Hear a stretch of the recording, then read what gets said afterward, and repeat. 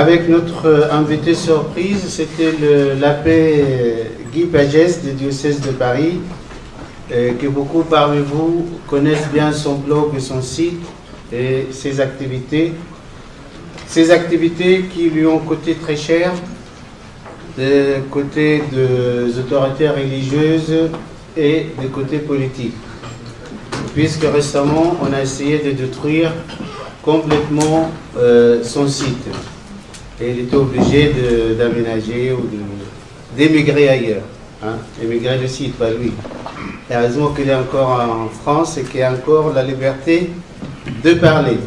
Voilà, donc je lui laisse la parole tout de suite pour récupérer un peu le temps perdu sur son livre que vous avez vu à l'extérieur, Interroger l'islam, qui est un livre très intéressant. Je vous conseille tous à le lire. Merci. Père, à vous d'abord. Merci beaucoup aux associations Solidarité Copte et SOS Chrétiens d'Orient, puis à l'AED, pour leur dévouement au service de nos frères chrétiens persécutés par l'islam dans leur propre pays, parce qu'ils sont chrétiens. L'islam, en effet, n'a pas d'autre raison d'être que de persécuter à mort l'Église pour lui ravir sa place et prétendre ainsi assumer à sa place la mission de salut du monde que Jésus lui a confiée. Mais qui peut oser parler après la vérité, sinon l'imposteur? Qui peut venir après le Christ, sinon l'antichrist? Qui peut venir après Jésus, sinon Mahomet?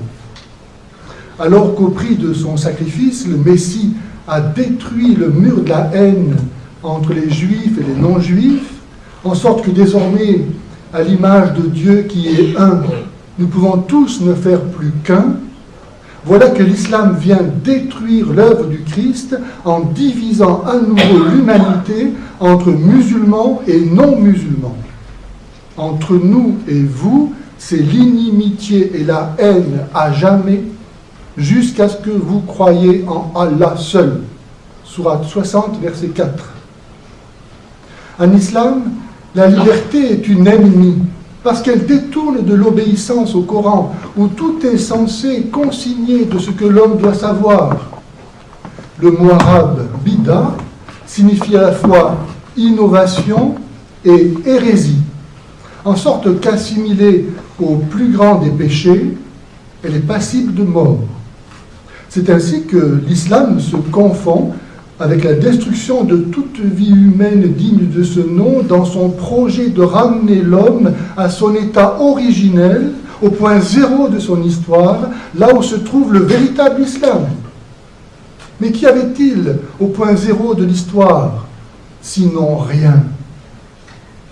Malheureusement, l'Occident, qui a lui aussi rejeté la foi chrétienne, est en train de perdre la liberté qu'il avait par elle reçue, selon cette parole de Jésus: si vous gardez ma parole, vous connaîtrez la vérité, et la vérité vous libérera. Islam et laïcisme, bien qu'apparemment opposés, conduisent pourtant pareillement l'homme à l'esclavage. Aussi vrai que l'idéal de l'islam est d'être l'esclave d'Allah, un Dieu aussi irrationnel que cruel, et que le laïcisme, niant la vérité objective, lui préfère l'opinion qui rend l'homme esclave de son ignorance et de son orgueil.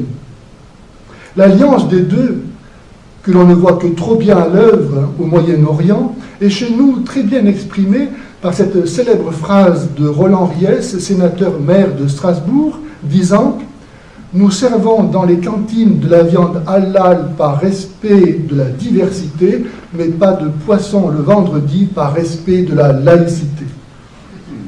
Au nom de la lutte contre le terrorisme, non seulement nos libertés sont peu à peu sacrifiées, mais l'islam est officiellement défendu, promu et financé. L'islam modéré, bien sûr, celui qui n'a pas le même Allah, ni le même Coran, ni le même Mahomet, que l'islam non modéré. Celui qui se pose toujours la question de savoir s'il faut modérément tuer les apostats ou les tuer modérément. Le seul fait de parler de l'islam modéré n'est-il pas suffisamment explicite pour dire que l'islam en soi ne l'est pas? Le constat de cette complicité qui se noue chaque jour un peu plus sous les auspices du Dieu argent doit conduire les chrétiens à rendre un témoignage chaque jour plus fort à la vérité. Jésus a dit n'être né et n'être venu dans ce monde que pour ceci, rendre témoignage à la vérité.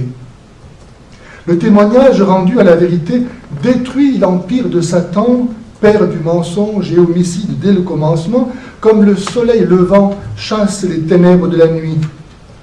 Aussi, pour l'amour de Jésus et de nos frères martyrisés, cessons de mentir au sujet de l'islam en répétant le discours qu'il veut entendre et que nous impose le politiquement correct. Cessons de vouloir croire que l'islam est une religion, ce qu'il n'est pas, aussi vrai qu'il ne relie pas à Dieu, trop grand pour jamais s'associer à une créature, suprême blasphème pour l'islam, et qu'il n'y a qu'un seul Dieu, un seul Messie et Sauveur, une seule foi, un seul baptême et une seule Église. Cessons d'avoir peur et d'oublier que nous avons la vie éternelle. Nos martyrs savent qu'il n'y a pas de plus grande gloire que de donner sa vie pour l'amour de Jésus. Le croyons-nous aussi. Ne craignez rien de ce qui tue le corps, et après cela ne peuvent rien faire de plus. Craignez Satan, qui après avoir tué le corps, peut aussi jeter l'âme en enfer, demandait le Seigneur. La sauvegarde de ce qui nous reste de liberté, mais aussi le salut de nos âmes, de nos enfants et des musulmans, implique la destruction de l'islam.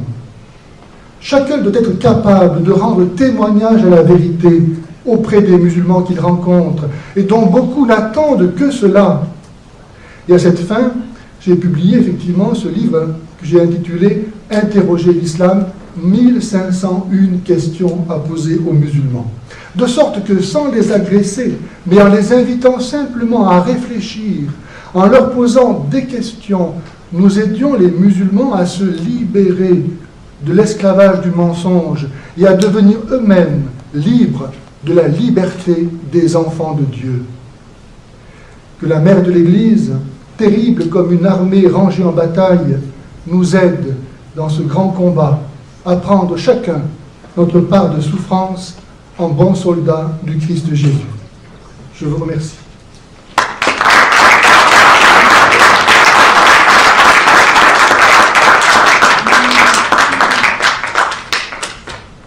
Message bien reçu, j'ai rien à compléter. Merci Père, c'est complet.